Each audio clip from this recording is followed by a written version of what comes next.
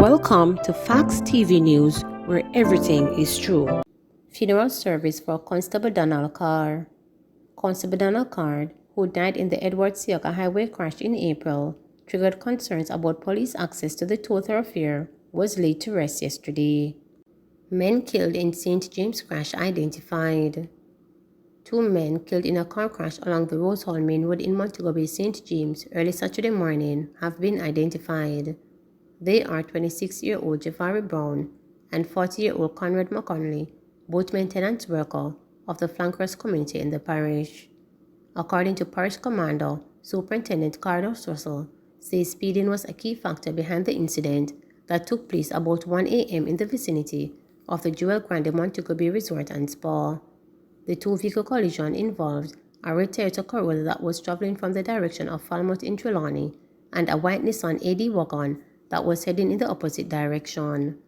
The driver of the Corolla reportedly lost control of the vehicle, which went over a median and into the part of the AD wagon. The Corolla broke apart on impact, and the occupants, 2 males, died on the spot, was stated. He said their bodies had to be cut from the wreckage. A passenger in the other vehicle received multiple injuries and have been admitted to hospital. Saturday's crash is the second double road fatality on the Rose Hall Main Road since the start of the week. An incident last week Monday claimed the lives of 23-year-old Roger Grant of 46 Windward Road in Kingston and 24-year-old Daniel Bowen of Catherine Hall in Montego Bay. Man dead, 6 others injured after shooting in Kingston. A man is dead and 6 others wounded following a shooting incident on Greenwich Park Road in Kingston on Friday evening. The deceased has been identified only by his alias Berry.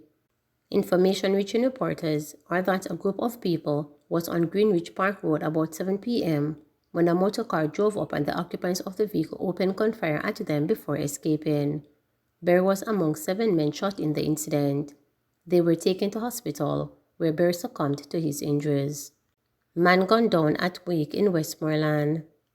A man was shot and killed by unknown assailants at a wake in Whitton, Westmoreland on Friday night.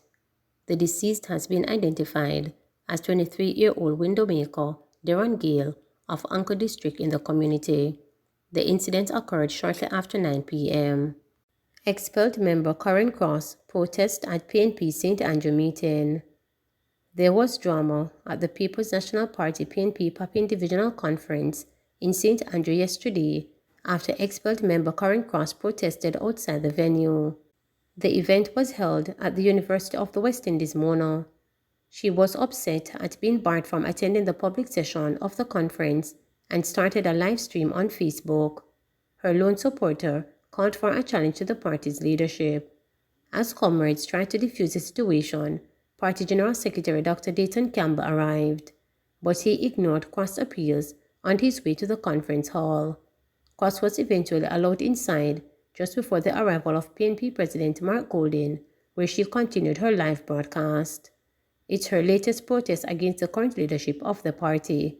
Cross was expelled from the PNP in September 2021. It followed a series of allegations made against Dr. Campbell. He has denied them and is suing her for defamation. Man gunned down near market in Montego Bay. The police in Montego Bay, St. James are investigating the shooting death of a man in the vicinity of the Charles Garden Market. The deceased has been identified by the police by his alias FIFA. The shooting happened about 7 o'clock. The police report that the man was standing in an area called Riverside when he got into an argument with 2 men. It is further reported that the dispute escalated and one of the men pulled a gun and opened fire. The man was hit several times. The police were called and investigators processed the scene. They say further investigation revealed that the deceased was a violent producer who was linked to several robberies in the Market District. Spanish Town Hospital stages week of activities to mark 78th anniversary. Spanish Town Hospital, the largest Type B public health facility in Jamaica, which is celebrating 70 years of service to the parish of St. Catherine, staged a week of activities to mark the milestone. The official week of celebrations began with a commemorative service at the Family of God Seventh-day Adventist Church in Spanish Town on June 18, the anniversary of the establishment of the institution. In a release, Senior Medical Officer SMO at the hospital, Dr. Jacqueline Wright James, said it was a great experience to be received by the congregation to celebrate the amazing achievement and exciting milestone. We use the opportunity as a group from the hospital to seek divine guidance and to recommit, repledge, and recharge for the journey ahead, the SMO said. The sermon was delivered by President of the Northern Caribbean University and CEO Professor Lincoln Edwards, who issued a charge to the staff. The SMO said that the week of celebrations went beyond marking of the history of the hospital as an iconic institution in St. Catherine to recognizing the hardworking, dedicated and committed team of healthcare heroes, both past and present. These, she noted, include nurses, doctors, allied healthcare workers, maintenance staff, security officers, all categories of staff, because human resources are critical to the mission of the hospital. A special staff recognition ceremony was held during the week, and the team was also treated to a concert dubbed Music in the Garden on Wednesday, June 22nd, with performances by M.G. Wickerman, the Jamaica Defense Force JDF Pop Band, and others. Dr. Wright James noted that the last 3 years have possibly been the most tumultuous in the institution's history because of the coronavirus pandemic. The volume of care was significantly higher than what we are used to, but because we have a dedicated team at the hospital who really put their shoulders to the wheel and were committed to the task, we were able to manage all our patients, she said. The week of activities culminated on Friday, June 24, with a celebration for the hospital and the staff members who have birthdays between the months of April and June.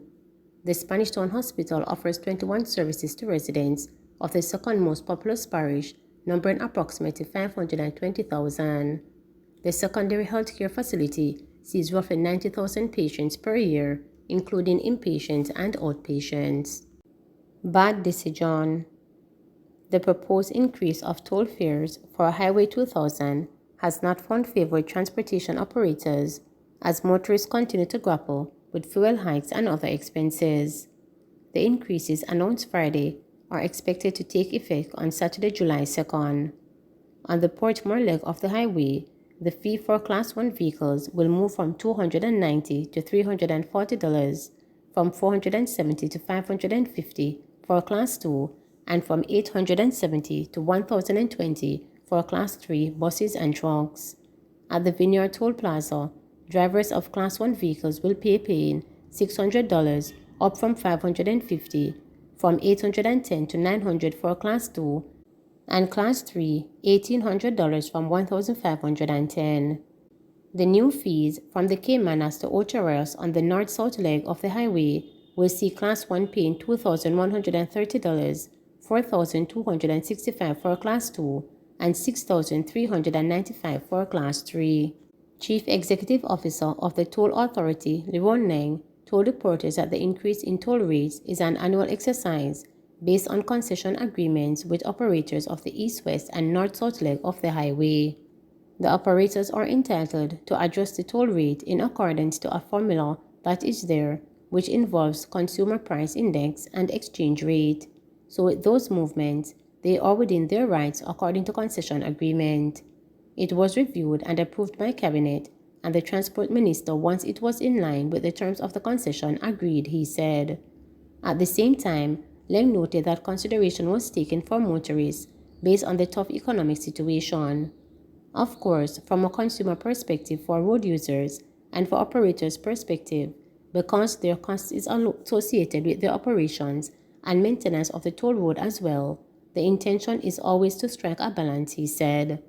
They are not charging the maximum allowance toll charges at this time. Many of the links are being charged below the maximum that they would have charged. So that alone tells you that a lot of consideration was put into consideration for road users with the economic climate we find ourselves in, he added. But President of the Transport Operators Development Sustainability Sources, Hector Newman, argued that public transport operators will be badly affected by the increase. He called on Minister of Transport and Mining Audley Shaw to put a hold on increasing toll fees at this time. This is unbelievable at a time when the sector is going through a great deal in terms of operating cost, reduction in passenger carriage, increase in fuel cost and spare parts. To now take on another increase in toll, it cannot work, he said.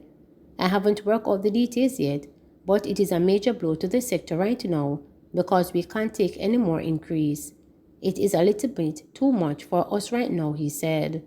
A similar response was given by President of the Jamaica Union of Travelers Association, Kingston chapter, Noel Williams. Given what is happening at the increased price of gas and other things we are facing, I think it is a very bad decision, and I don't think the government should grant that increase on the toll. Every resistance should be put up to reject that request, said Williams. I am not supporting it. We have over 6,000 operators in our system who operate island-wide, and we're saying no to the toll increase at all costs. We are not supporting it. If the toll were to increase, I think the minibus and the taximen will very well have to add an additional increase also because of that, he said. The toll increase will range between 9.09% and 26.67%. At the same time, the operators have offered a lesson to the impact of the increase by proposing to offer a discount to motorists who use the Portmore and Spanish Town toll plazas after their 10th trip. With the notice of the proposed increases published Friday, the public will have 5 days to provide feedback to the Transport Ministry. Please remember to subscribe, like, share, and click the notification bell for daily updates.